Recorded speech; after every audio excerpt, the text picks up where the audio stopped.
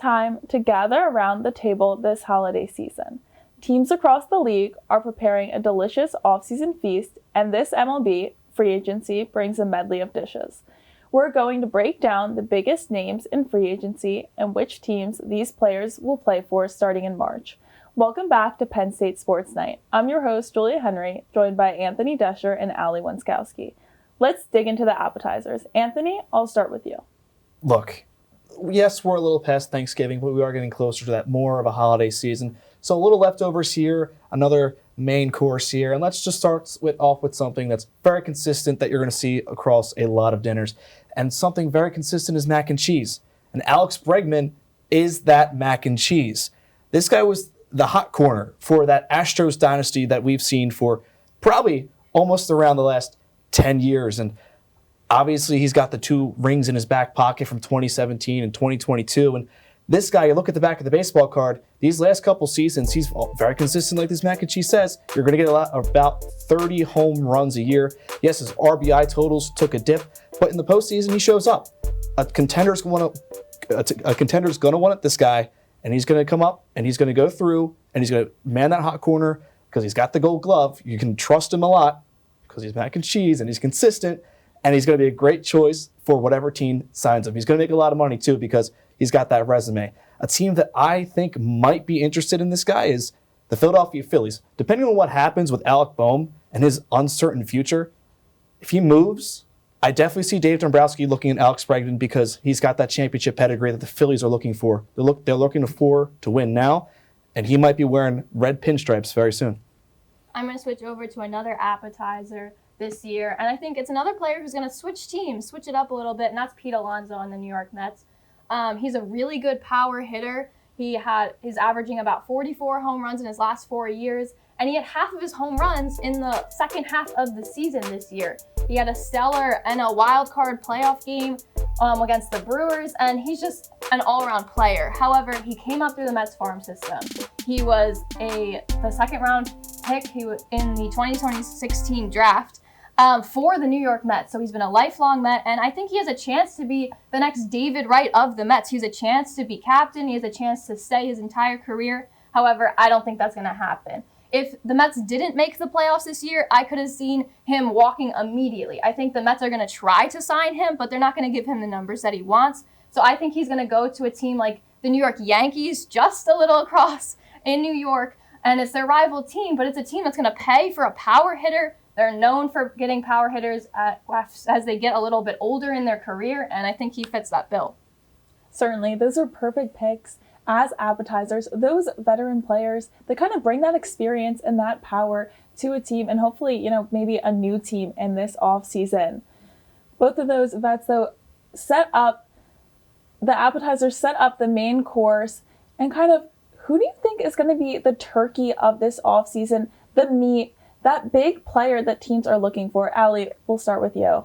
Now, Julia, Anthony, I don't have turkey for Thanksgiving. I have pheasant. But to stick with what everyone else pretty much has, my turkey of the year is Corbin Burnes. He is just the main starter up for the feast this year. I mean, he's really all-around player. He's just been all across the board. He had a 2.92 ERA this year. He went 11-5 in his starts. So I think that he's just really good, and he's, besides who you're going to talk about, the main course of this free agency feast. He has a really good four-seam fastball, he's a really good slider, and he's been working on his control lately, and it's been really working for him. So I think that has a lot of teams gunning for him. The Giants in particular really want Corbin Burnes. They made it quite known. I think they're going to give him a good paycheck, but I think ultimately he's going to stick with the Orioles.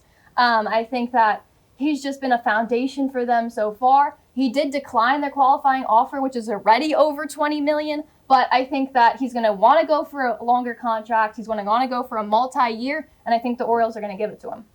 Yes, we all should know pretty clearly who is the big turkey or ham or pheasant that people are looking for at the center of their dinner table.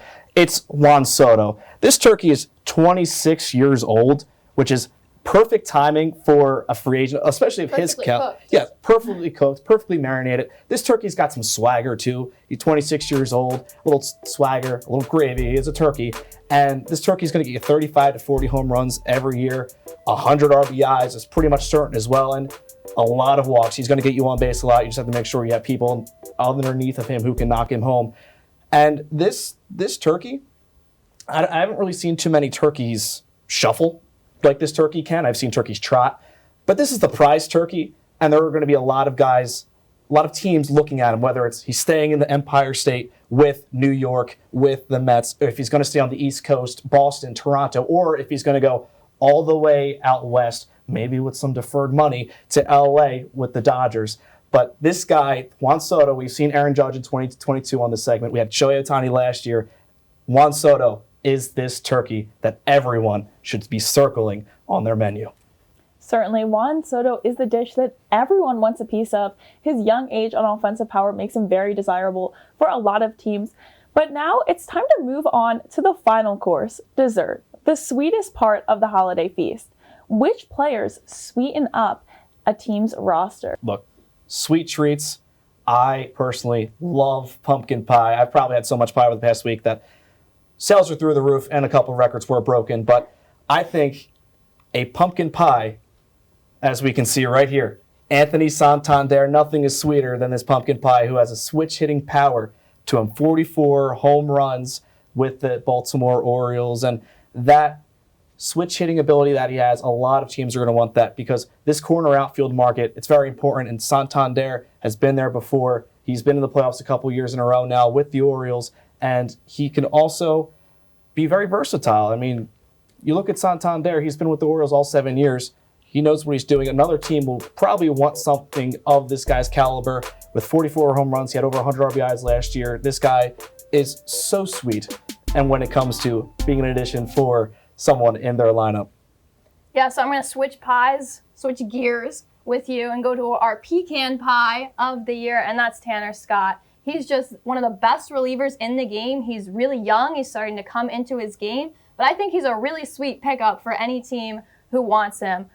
He just comes in. He has 22 saves this year, and a lot of teams need to sweeten their bullpen, need to pick up a reliever. He's been bouncing around from teams. He moved to the Padres from Miami this past season, but that was just a less than 1 year deal. So he's going to try to look for a multi-year deal. But Desher, Anthony, excuse me.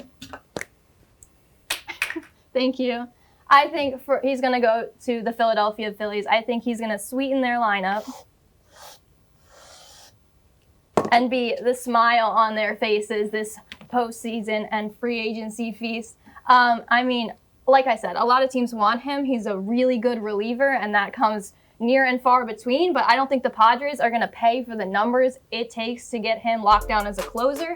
I don't think he's going to be with the Phillies for long. Honestly, I don't think they're going to get that multi-year contract, but I think for about 1 year he's going to go to Philadelphia.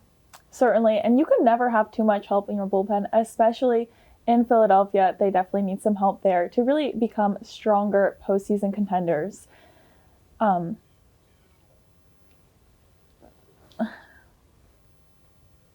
I just restart that? We'll make it work. Okay. I agree with you, Allie, there. You can never have too much help in your bullpen, especially in Philadelphia. That's something they definitely need to become stronger postseason contenders. But who will add to their bullpens? Which teams need more home run power? We'll be eagerly watching which teams feast upon these players over the offseason.